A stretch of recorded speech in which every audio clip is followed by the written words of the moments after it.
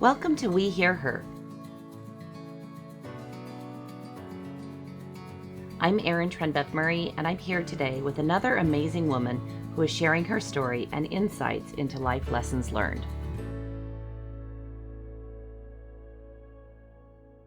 Hi there, I'm Erin Trenbeth Murray with the We Hear Her podcast and Women Who Succeed. I'm so happy today to have one of my good friends, Lizzy Solies, who is a mentor in Women Who Succeed, and brought her mentees with us to have a chat about how they're growing and developing and going through their college years, and advice they may have for other young women that are in high school or that are in college themselves. So thank you so much for being here today, ladies. We have Reece Richardson, who is a mentee of my good friend Lizzy Solies, who is the Chief Operating Officer for CashMan. And then we also have Alaya Lopez.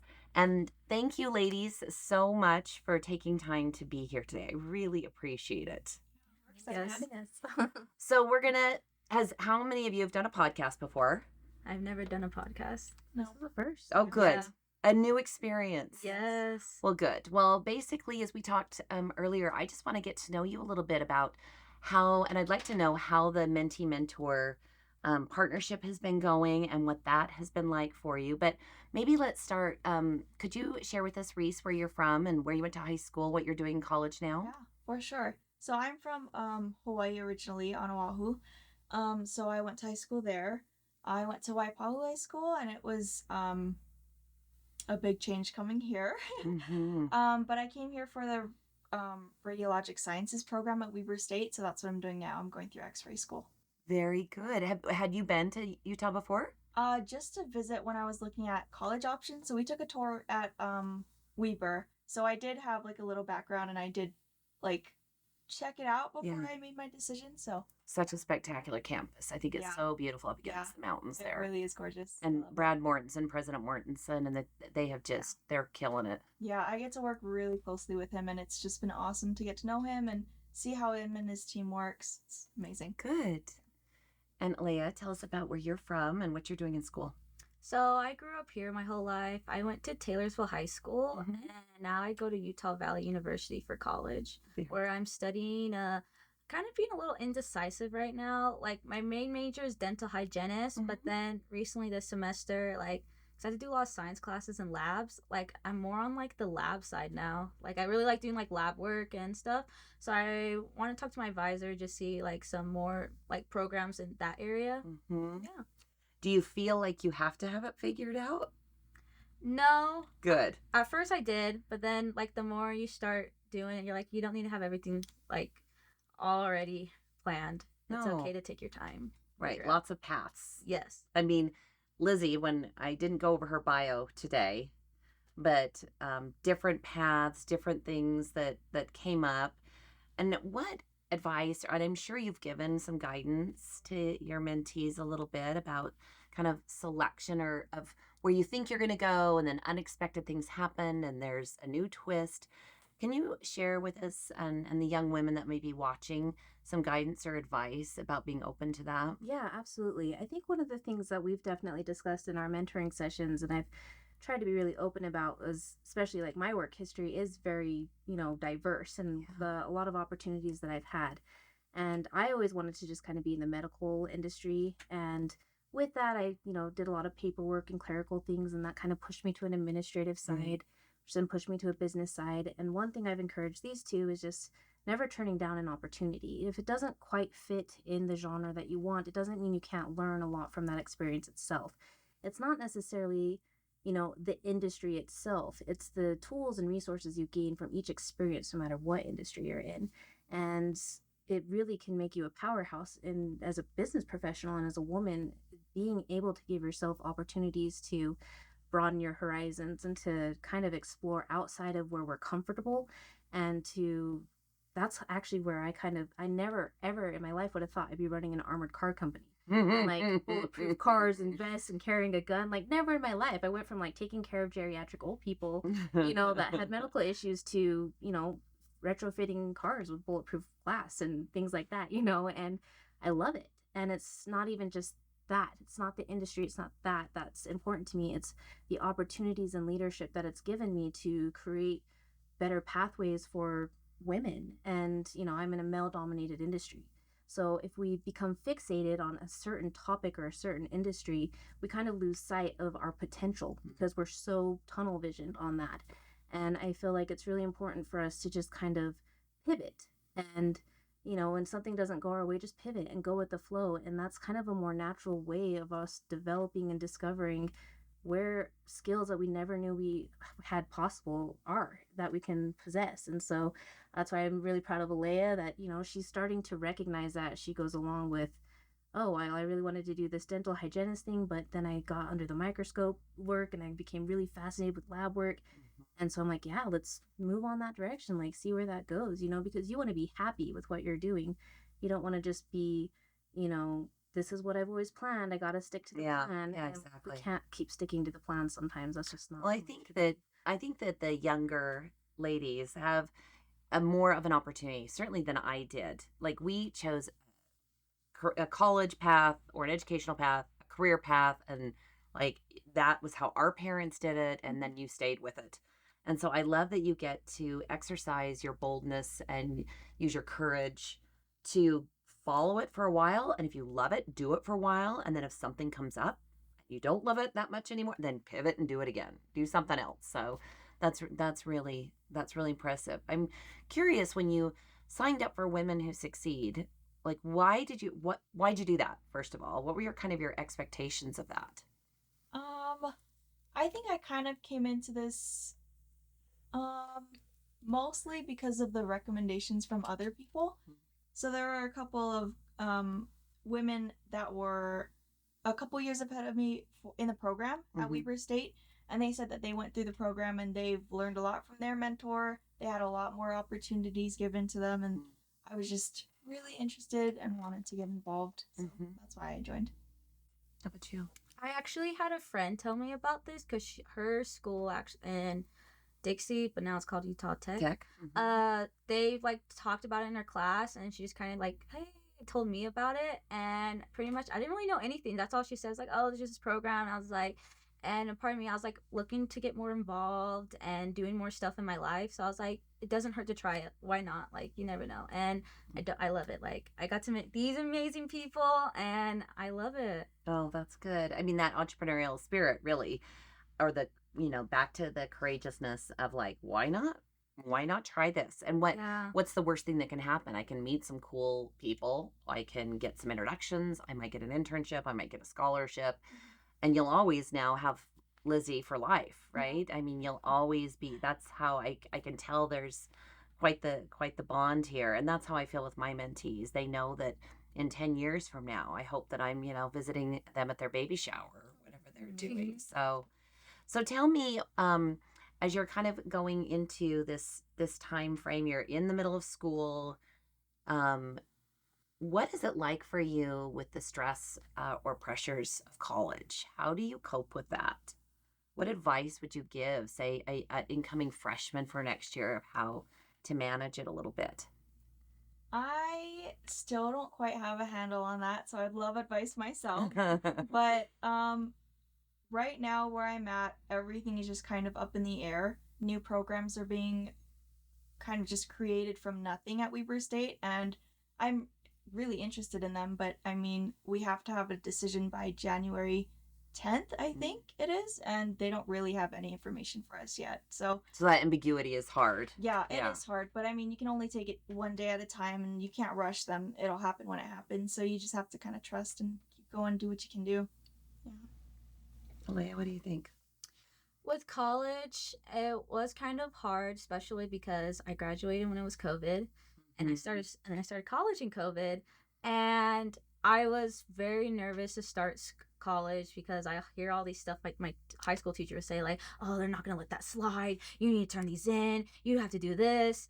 And when I got there, like, I don't know, maybe like the high school teachers just made it worse than it actually was, because personally with my experience, like, all my teachers have been nothing but like helpful, and they're literally like, you can call me at nighttime, you can email me if you need, just let me know. Like, they're like really sweet and like encouraging. So like that's what really helped me through college, was like my professors, because they were just very supportive and like very nice. And also too, like, I don't get me wrong, like it was very hard transition going from high school to college because I didn't know anyone. Like especially with COVID, it was like the first 2 years was pretty much online, and like I just see people on the screen, and it really brought me down because like I wasn't making any friends, wasn't really talking to anyone, I wasn't like getting the full like campus life. But then this year, like with everything got brought back and stuff, I just pretty much advice is like just really put yourself out there, like not necessarily saying like you have to be like really like push yourself out there, because I was a very shy person, and I just started like slowly started talking to people, like, or going to booths and stuff, and then all of a sudden I'm like, oh, I found this thing that I'm doing now. Oh, I didn't know my school was doing this. Like it just opens you up to more opportunities, and the more you do it, the less nervous you are. Because now, like, I used to be a type of person like in high school, like I had to go with my friend, like we had to walk together to class, we had to go this. And now with college, like, oh, I can walk alone to somewhere. Oh, they're hosting an event, I'll go by myself. And then and it's totally fine because like everyone's like really welcoming, warm, and nice. And like the more you do it, the less like scared it is. Now it's just natural. Like I literally just walk wherever I go and stuff. And then like now I know people like, oh, can I come with you? I'm like, yeah, sure, come on, let's go. Like, and that's like pretty much my like main advice for college is like just like put yourself out there, talk. Your teachers are actually amazing. They really want the best for you, and they like provide like a lot of stuff for you, which is amazing.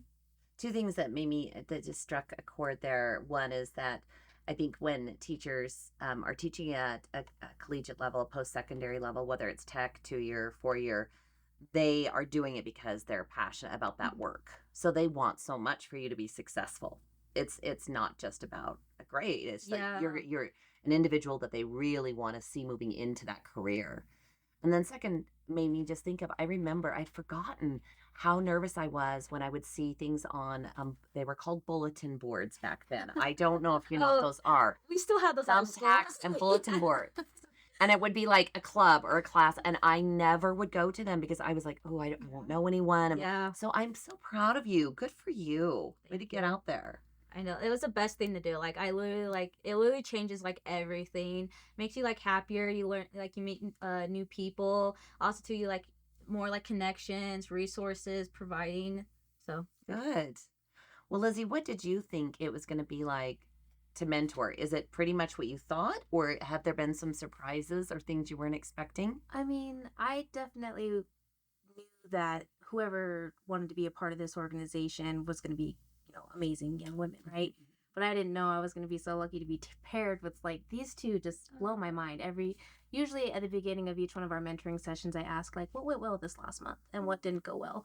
And sometimes I'm expecting just kind of like, oh, I broke up with a boyfriend or whatever. No, Reece is like, I tried to sign up for these 3 new programs, but then I got nominated for this by the president of the school, and Alaya's like, and I did this modeling thing, and and I'm just like, wow, you guys have done more than I'm like, I didn't do that when I was 20. No, I didn't. And so I'm like totally amazed by them, and I'm like, wow, I actually have hope for the future. It's like, because these two just amaze me, and like I'm supposed to be here like a mentor and being an example to them, and like every time we have a session I walk away and I just feel so empowered by them and their examples to me, because I didn't have the traditional route of education. So like I already feel like I admire them, because like that was very stressful for me to try to like manage life. I went to the school of hard knocks and just kind of worked my way up and didn't really do the educational route until now in my life. But I'm just amazed by how meaningful each one of our sessions are. I think we really get a lot out of that, and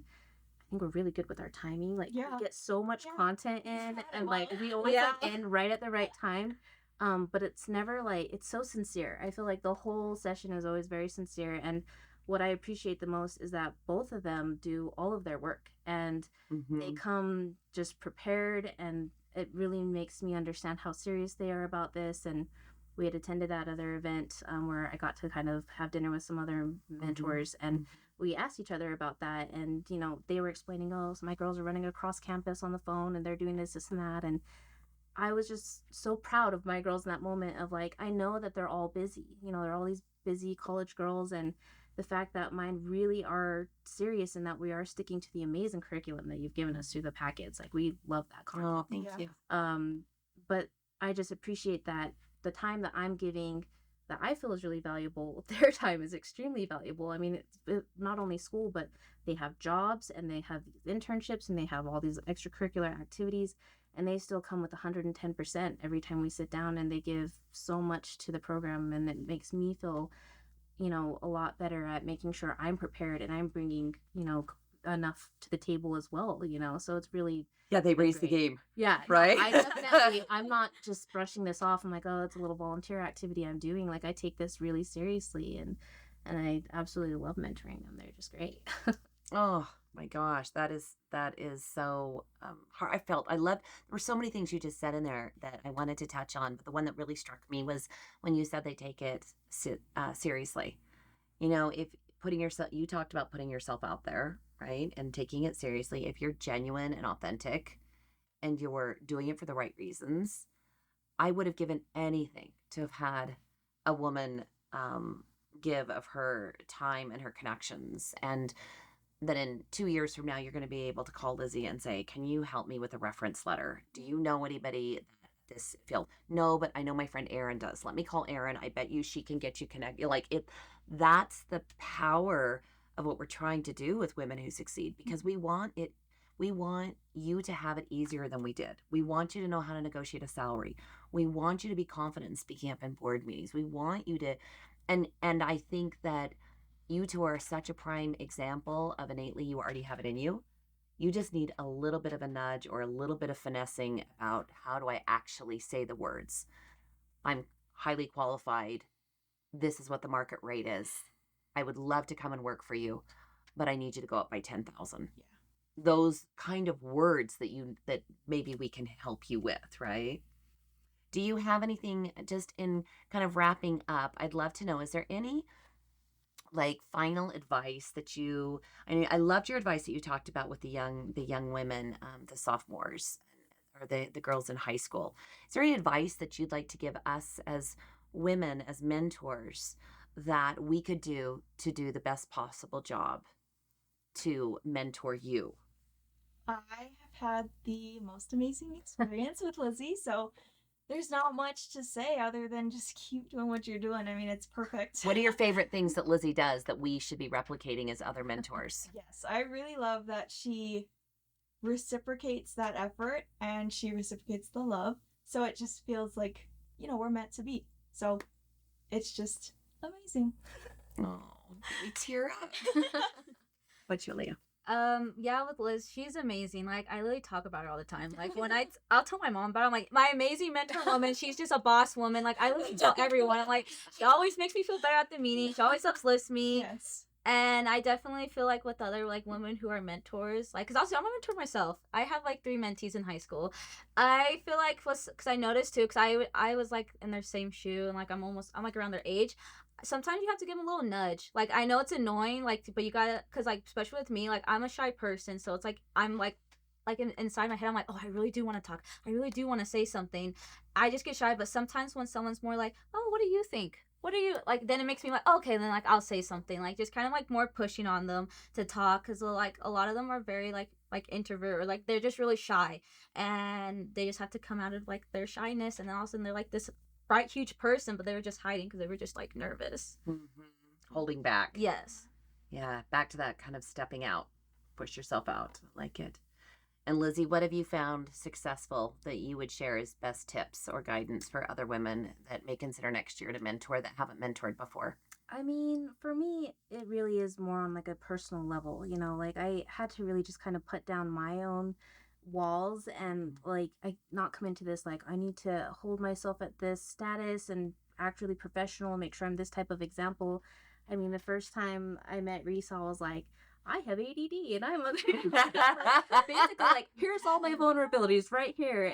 But it ended up being a really good bonding moment for us, because she's like, I'm having a hard time focusing and I'm having a hard time this. And we were able to have our first conversation, our first meeting. I mean, we just immediately started to connect and feel a lot more just vulnerable with each other and transparent. And I think my advice to anybody would to do that, to just be vulnerable. And I feel like they can sense that, and then it helps them feel a little bit more secure and not intimidated, but more empowered by your presence and what you're bringing to the table, and not inferior in any way. Like I tell them, I'm just like, man, you guys have already done more than I ever did. Oh yeah. Age, Yeah. For sure. So like, yeah, you'll definitely be boss babes anytime soon, So Yeah, I think just that level of just transparency and just kind of putting your walls down and just finding ways to connect personally, and then the rest just flows really naturally.